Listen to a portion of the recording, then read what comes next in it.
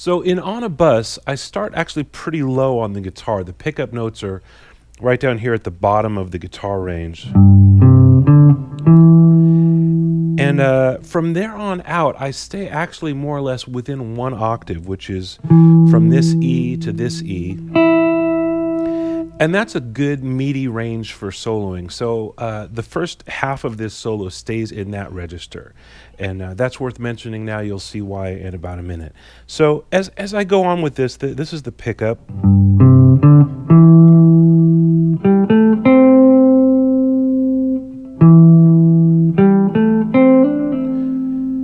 And what I want you to notice is actually I'm really focusing on chord tones in this etude.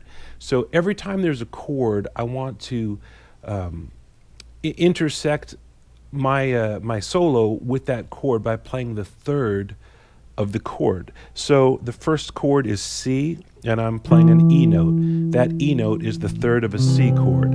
When we go to A minor 7, I play C, and that's the third of A minor 7th. And again, bar 2, over the C chord, there's an E.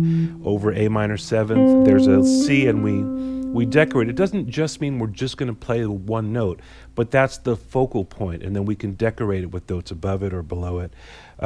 We go in, here's bar 3, again, an E over a C chord, and a C over an A minor chord. So that's E minor, and again, our focus is G, that's the third of the chord. And we go to F, and I play, I'm starting with A, that's the third of an F chord. And you see, that's really the methodology here, where you look at the chord, you put the third over it, and then we're just going to decorate it by walking into it from above or below. So that's pretty much the front half of the solo. I'll start on the E minor with the pickup.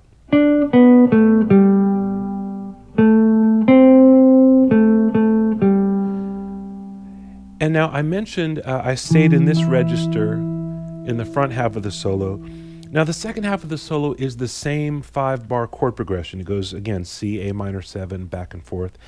And all I did was play really the same notes an octave higher. And that's a really simple way to build your solo, is to think in strata. You've got a low part and a high part. And I wanted to illustrate that in the most clear way I could by just literally playing the same thing again an octave higher. And I don't think it sounds like I'm just playing the same notes again. It actually sounds like I've built something, because you've sort of planted the seeds of these melody notes in the listener's ear, and now you're going to water the seeds and let them grow by playing them again an octave higher. So here's the pickups into bar 6. 4, 5.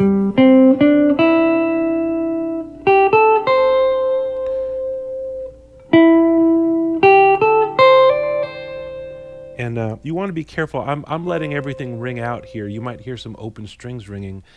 I think when the whole band is going, and the drummer's brushing and the bass player's doing bass notes and stuff, you wouldn't really notice those. Here it's pretty naked. So if that's something that you want to control, you could control it by using a little bit of muting with your right hand. So again, I'll do it, and I'll be a little more careful about that.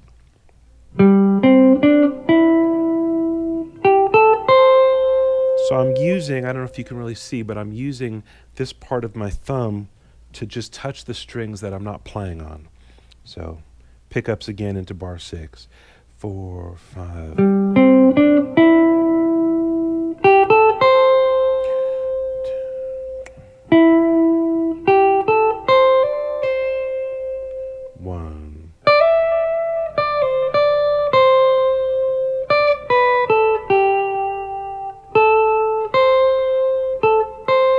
And then this is bar 10. This is where it deviates from what we played before, because I want to wrap up the solo.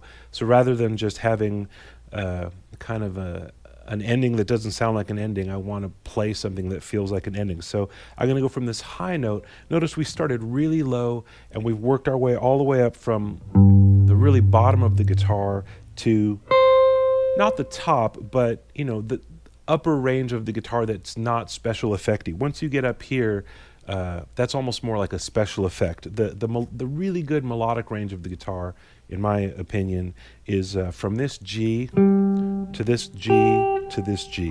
That's a 2-octave range. And so we're going to use mostly that register. So anyway, as I was saying, we're going to wrap up the solo. Once we've got to this peak here, we're just going to climb back down.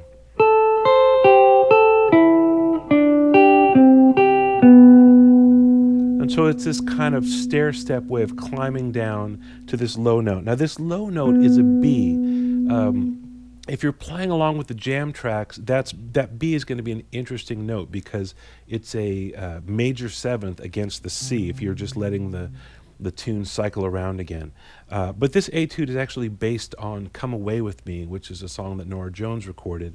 And at the end of the guitar solo, it goes to a new section in the tune that starts on a G chord.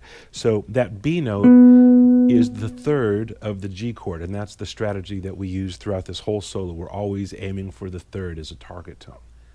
So that's the big idea in this solo.